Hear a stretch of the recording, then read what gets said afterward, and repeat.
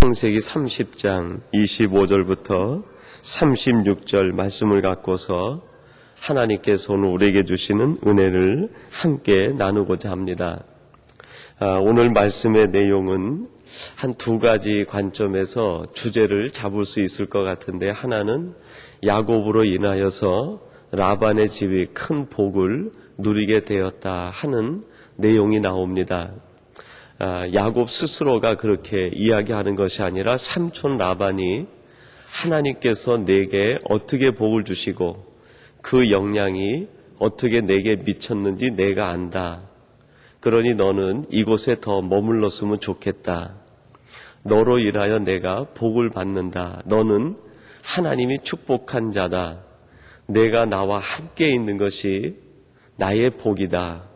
그렇게 삼촌 라반이 야곱에게 고백을 하게 됩니다.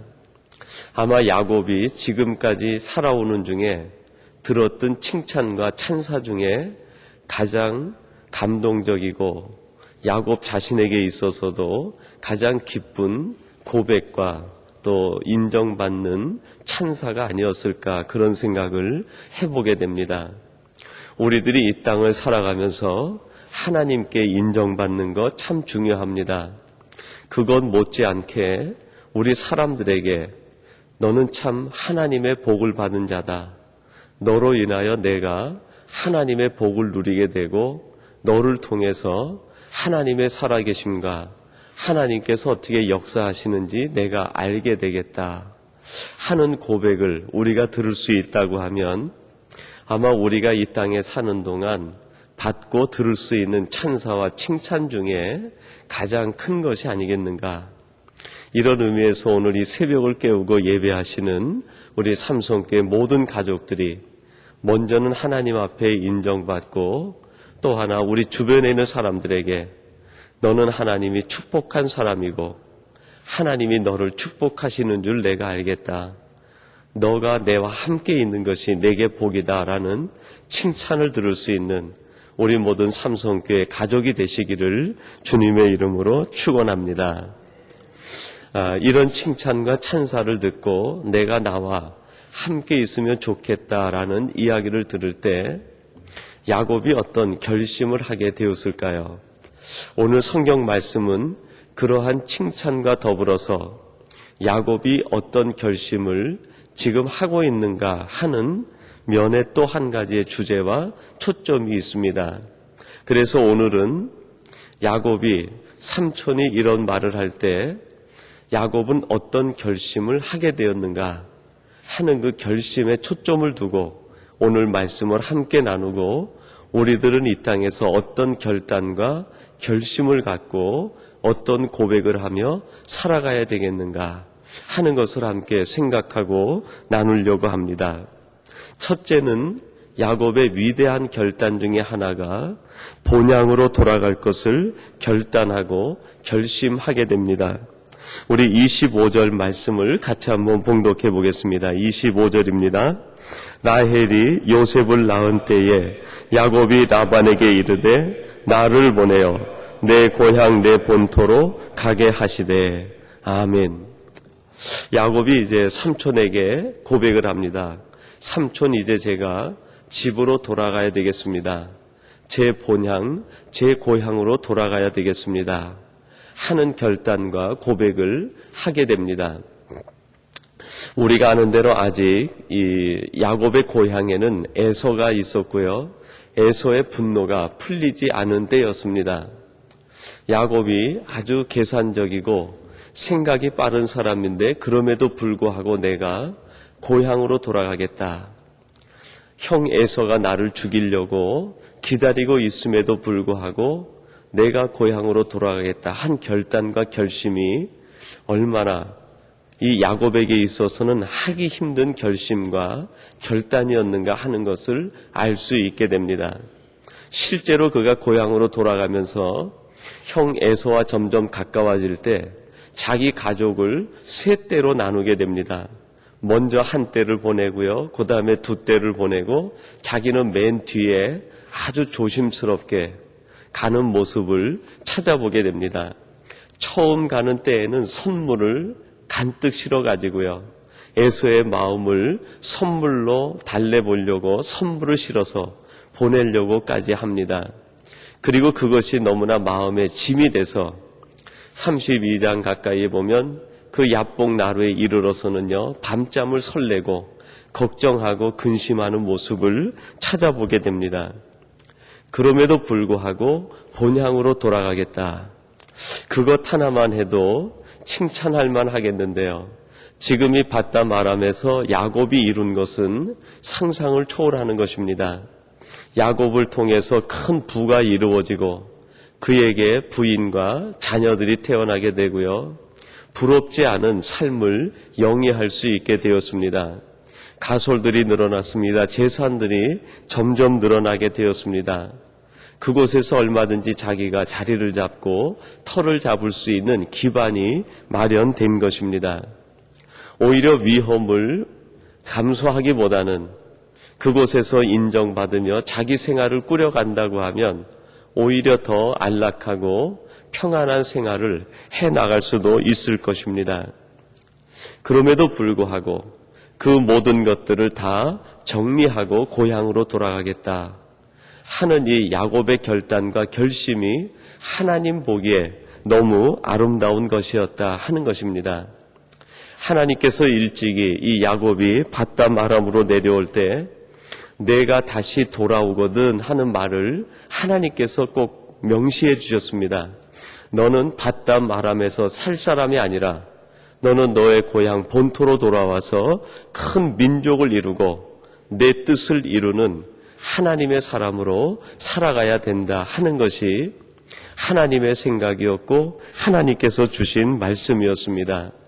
모든 것이 평안했지만 바담 아람보다는 하나님께서 말씀하신 본향을 택하는 이 야곱의 삶이 오늘 하나님께서 이 말씀을 통해서 우리에게 주시는 첫 번째 교훈이 아니겠습니까?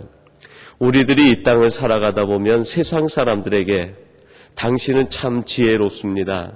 당신은 참 능력이 있습니다.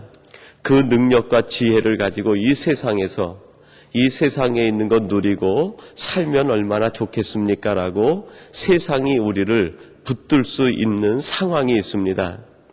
그러나 그 모든 것들을 정리하고 나는 세상에 매인 사람이 아니라 나는 하나님께 매인 사람입니다. 나는 세상 것을 즐기기 위해서 이곳에 태어난 것이 아니라 여기에 머무는 것이 아니라 나는 이 땅에서는 나그네요. 하나님께 매인 사람으로서 본향을 찾아가는 사람입니다. 하는 결단과 결심, 고백을 한 것, 그것이 오늘 우리에게 보고 싶어 하시는 하나님께서 원하시는 모습 아니겠느냐 하는 것입니다. 그래서 히브리서 11장에 보면 믿음의 선진들의 이야기가 나오면서 이렇게 말씀합니다. 저희가 이제는 더 나은 본향을 사모하니 곧 하늘에 있는 것이라. 그러므로 하나님이 저희 하나님이라 일컬음 받으심을 부끄러워 아니하시고 저희를 위하여 한 성을 예비하셨느니라. 믿음의 선진들을 쭉 기록하시고 나셔서 그들의 한 가지 공통점을 얘기하는데 그들은 이 땅에서 많은 것을 누린 사람들이지만 이 땅에 있는 것을 취하기보다는 본향을 취한 사람들이요. 하나님께서 말씀하신 그 한 성, 하나님의 약속, 하나님의 말씀을 붙들고 그것을 향해 나간 사람이라고 그렇게 고백했습니다. 하나님이 이들을 기억하시고 저들을 부끄러워 아니하시고 저희들을 위하여 예비하셨느니라고 말씀하고 있습니다. 오늘 예배하는 우리 모든 주의 백성과 자녀들이 이 땅에 매인 사람이 아니라 하늘에 매인 사람, 하나님께 매인 사람, 우리에게 있는 영원한 본향을 향해서 한 걸음 한 걸음 오늘도 믿음의 행진을 하시는 우리 사랑하는 귀한 믿음의 성도들이 되시기를 주님의 이름으로 축원합니다. 오늘 새벽 아침에요. 차를 몰고 그 주차장을 딱 나서는데 겁이 덜컥 나더라고요. 눈이 이렇게 오면서 눈길에 미끄러지는 차들을 보면서 오늘 교우들이 얼마만큼 새벽 예배에 나오실까 그것도 걱정이 되고 차를 타고 오시는 우리 성도님들이 걱정이 되시더라고요. 마치 우리의 삶이 그와 같지 않겠는가.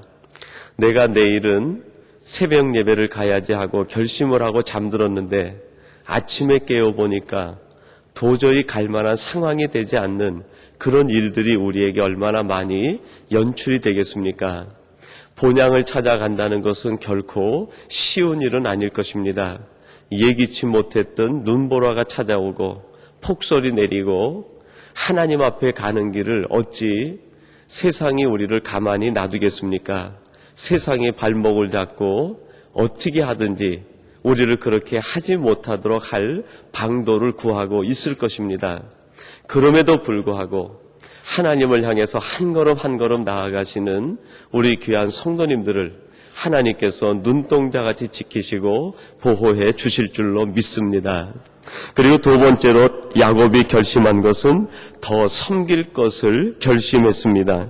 우리 29절 말씀인데요. 우리 같이 한번 봉독하겠습니다. 야곱이 그에게 이르되 내가 어떻게 외삼촌을 섬겼는지 어떻게 외삼촌의 짐승을 쳤는지 외삼촌이 아시나이다. 아멘. 야곱에게 이제 삼촌이 와서 얘기합니다. 내가 너에게 그동안 14년 동안 품삯을 정리하지 않았는데 그 싹을 내가 줘야 되지 않겠느냐. 하나님께서 너를 통하여 내게 이렇게 큰 복을 주셨는데 그것을 내가 안다. 그러니 이제 품삯을 정해서 내가 너에게 주려고 한다. 그때 야곱이 하는 말이 이렇게 얘기합니다. 내가 어떻게 삼촌을 섬기고 삼촌의 양떼들을 내가 정성껏 돌보았는지 그것은 그 누구보다도 삼촌이 더 아십니다. 그러나 내가 지금 삼촌에게 구하는 것은 그동안 일한 내 품삯을 소급해서 정할 것이 아니라 지금부터 제가 일하는 것에 삼촌께서 그것만을 인정해 주셔도 좋겠습니다. 삼촌의 양떼를 칠 때 얼룩진 것이나 아롱진 것이나 흰 양들이 태어나야 되는데 검은 양이 태어나면 그 못 쓸 것들을 제 것으로 하고 아주 실하고 좋은 것은 삼촌 것으로 했으면 좋겠습니다. 내가 더 삼촌을 섬기겠습니다. 하는 고백을 하게 됩니다.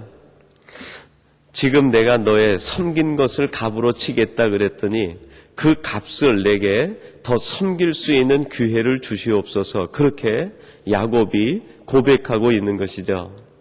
얼마나 이 고백 자체로만 보면 아름다운 고백인지 모르겠습니다. 그동안 내가 너무나 열심히 섬기고 열심히 헌신하고 열심히 일을 했으니 내가 거기에 대한 상을 주겠다. 거기에 대한 내가 대가를 지불하겠다. 그럴 때 야곱이 고백한 것은 그 대가로 내가 더 섬길 수 있는 기회를 허락해 주시옵소서. 내가 더 섬길 수 있도록 내게 그 자리를 주시고 더 섬길 수 있는 기회를 주시면 그것이 내게 보상이 되고 그것이 내게 감사의 이유가 되겠습니다. 예수님께서 이 땅에 오셔서 하신 말씀 중에 이런 말씀이 있습니다. 인자에 온 것은 섬김을 받으려 함이 아니라 도리어 섬기려 하고 자기 목숨을 많은 사람의 대속물로 주려 함이니라. 예수님께서 이 땅에 오셔서 하나님께 하시는 말씀이 하나님, 제가 더 섬길 수 있는 것, 그것이 아들의 영광입니다. 더 큰 영광은 내가 하나님을 위해서 이 죄인들을 위하여 죽을 수 있는 것, 대속물로 죽을 수 있는 것이 내게 주신 나만의 특권이고 영광입니다. 절대로 이것을 제가 빼앗기지 않겠습니다 하는 것이 우리 주님의 고백 아니겠습니까?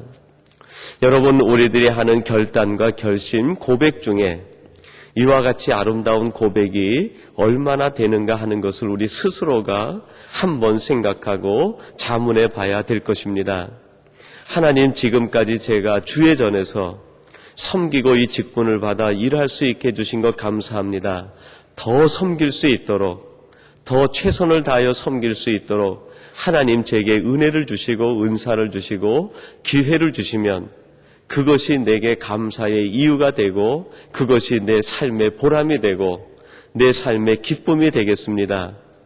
이런 고백을 드려 하나님을 기쁘시게 하고 우리 스스로가 하는 섬김과 고백이 이 땅에서의 대가가 아니라 하나님께서 내 생명을 주시고 하나님을 나를 생명과 자녀로 하나님의 백성으로 삼아주신 그 은혜에 보답하는 길이 되겠다고 하는 이 고백과 감사가 우리에게 있을 때 우리의 삶은 매일매일이 감사요, 우리의 삶은 매일매일이 기쁨이 될 줄로 믿습니다.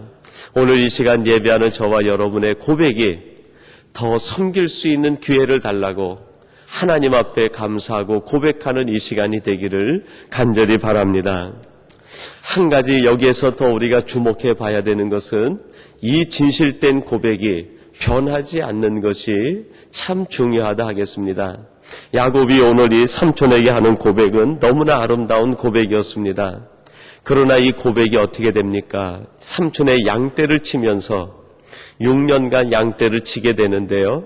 그 6년 사이에 그것이 서서히 욕심으로 변하게 되고 자기의 얄팍한 속임수가 자기의 고백을 왜곡시키기 시작합니다. 아롱진 것, 못 쓸 것, 그것을 내게로 하겠습니다 하면서 이제는 계획을 세워서 그 양떼들을 만들어내서 자기 소유를 늘려가는 야곱의 모습을 보게 됩니다. 진실된 고백, 하는 것 참 중요합니다.